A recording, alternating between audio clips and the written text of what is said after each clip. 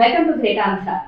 చంద్రబాబు నాయుడు నేతృత్వంలోని ఆంధ్రప్రదేశ్ ప్రభుత్వ పాలనను అర్థం చేసుకోవడానికి రెండు ఘటనలను కేస్ స్టడీగా తీసుకోవచ్చు. సింగపూర్ ప్రభుత్వానికి పెట్టుబడులు పెట్టవద్దని ఈమెయిల్స్ పంపిన ఘటన ఒకటి.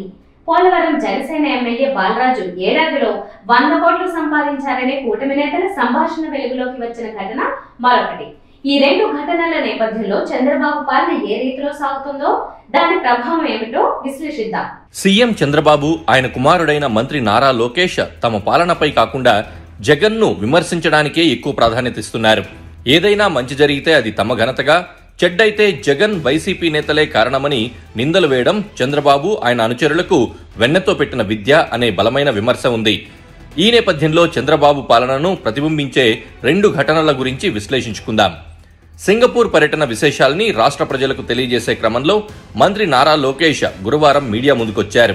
ఆయన ఏమన్నారంటే, మురళీకృష్ణ అనే వ్యక్తి సింగపూర్ ప్రభుత్వానికి మంత్రులు, అధికారులు, హైకమిషన్ కు రాష్ట్రంలో అస్థిరమైన ప్రభుత్వం ఉందని, పెట్టుబడులు పెట్టొద్దని ఈమెయిల్ పంపారు.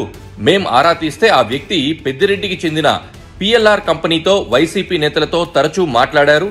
రాష్ట్రంలో అభివృద్ధిని అడ్డుకునే ఇటువంటి కుట్రలకు తెరలేపారు అని చెప్పారు. ఒక వ్యక్తి, మురళీకృష్ణ అని ఒక వ్యక్తి సింగపూర్ ప్రభుత్వానికి ఈమెయిల్ పంపించాడు.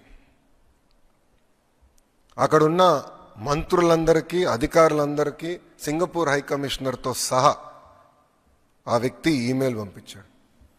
ఆంధ్ర రాష్ట్రంలో అన్స్టేబుల్ గవర్నమెంట్ ఉంది, రేపో మాపో ప్రభుత్వం మారిపోతుంది, మీరు ఆంధ్ర రాష్ట్రంతో ఒప్పందాలు చేసుకోవద్దు అని క్లియర్గా అతను చెప్పారు.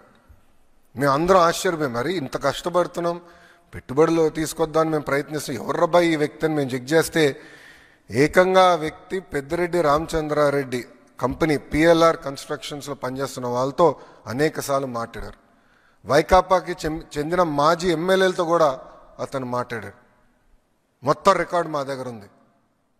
అంటే వాళ్ళు ఒక వ్యక్తిని ప్రోత్సహించి అతని చేత ఒక ఈమెయిల్ పెట్టిస్తే ఇవన్నీ ఆగిపోతాయి, అభివృద్ధి జరగదు, అప్పుడు తిప్పి మమ్మల్ని తిట్టచ్చు, అభివృద్ధి జరగలేదని ప్రయత్నం చేస్తున్నాడు Jagan Reddy. This is criminalization of politics. ఇంతకు లోకేష్ చెప్పిన ఈ మురళీకృష్ణ ఎవరయ్యా అని ఆరా తీస్తే ఆసక్తికర విషయాలు వెలుగులోకి వచ్చాయి. మురళీకృష్ణ చౌదరి చిలకలూరిపేట నివాసి, అమెరికాలో ఉంటున్నారు. ఈయనకు చిలకలూరిపేటలో షాపింగ్ మాల్ ఉంది.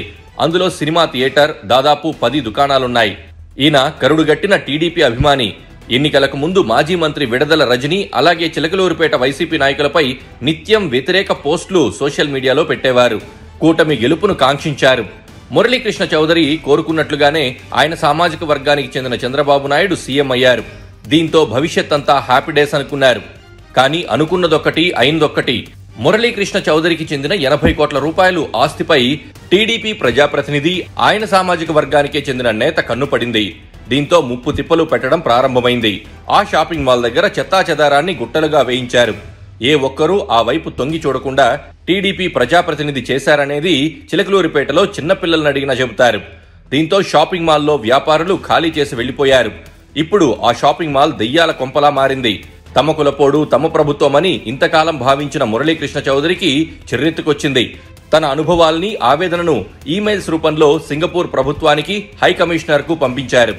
కరుడుగట్టిన టీడీపీ కార్యకర్త పెట్టుబడులే పెట్టొద్దని ఒక దేశానికి ఈమెయిల్స్ పంపేంత వ్యతిరేకతను తెచ్చుకోవడం వెనక తమ పాలన ఏ రీతిలో సాగుతున్నదో లోకేష్ తెలుసుకోవాలి. ఇప్పుడు తన గోడు చెప్పుకోవడానికి వైసీపీ జగన్ అపాయింట్మెంట్ ను మురళీకృష్ణ చౌదరి అడుగుతున్నారని తెలుస్తోంది. ఎన్నికల ముందు వరకు చంద్రబాబు, లోకేష్లతో కలిసి దిగిన ఫోటోల్ని సోషల్ మీడియాలో షేర్ చేస్తూ తెగ సంబరపడిపోయిన మురళీకృష్ణ చౌదరికి తత్వం బోధపడింది. దిక్కుతోచక ఏపీలో పెట్టుబడులు పెడితే తనగతే పడుతుందని ఆయన సింగపూర్ దేశాన్ని హెచ్చరించడంలో తప్పేంటో పాలకులే చెప్పాలి. ఇక కూటమి ప్రజాప్రతినిధుల దోపిడీ గురించి తీవ్ర స్థాయిలో ప్రచారం జరుగుతోంది. అవినీతి అనేది ఎప్పుడూ ఉండేదే, కానీ దోపిడీ మాత్రం పతాక స్థాయికి చేరుతోంది. గతంలో వైసీపీ ప్రజాప్రతినిధుల దోపిడీ రేంజ్ ఏంటో చూశాం. ఇప్పుడు కూటమి ప్రజాప్రతినిధుల దోపిడీ అన్ని హద్దులు దాటుతోంది. ఇందుకు నిలువెత్తు నిదర్శనం పోలవరం జనసేన ఎమ్మెల్యే బాలరాజు ఏడాది సంపాదన 100 కోట్ల రూపాయలు అని ఇద్దరు కూటమి నేతలు మాట్లాడుకోవడం. టీడీపీ సీనియర్ నేత, మాజీ మంత్రి దేవినేని ఉమ తనకు స్నేహితుడైన జనసేన నాయకుడు కరాటం రాంబాబుకు ఫోన్ చేసి పోలవరం ఎమ్మెల్యే అపరిమితమైన దోపిడీపై ఆశ్చర్యంతో ప్రశ్నించారు. ఇద్దరు కూటమి నేతలే కావడం విశేషం. కరాటం రాంబాబు తమ పార్టీ ప్రజాప్రతినిధి దోపిడీపై పవన్ కళ్యాణ్ కు తెలుసో లేదో అని చెప్పడం గమనార్హం. దోపిడీ చేయలేదని మాత్రం ఆయన అనకపోవడం ఇక్కడ ప్రత్యేకంగా గుర్తించుకోవాల్సిన విషయం. ఏదో యూట్యూబ్ లో మీ ఎమ్మెల్యే గొప్పతనం కనపడితే మీరు గుర్తుకొచ్చారు నాకు. ఎవడో చెబుతున్నాడు సంవత్సరానికి 100 కోట్లు అంటే ఇది కేస్ స్టడీ, దేశ చరిత్రలోనే గొప్ప విషయమేనండి. అంటే ఇది మీరు అబ్జర్వ్ చేశారు లేదో,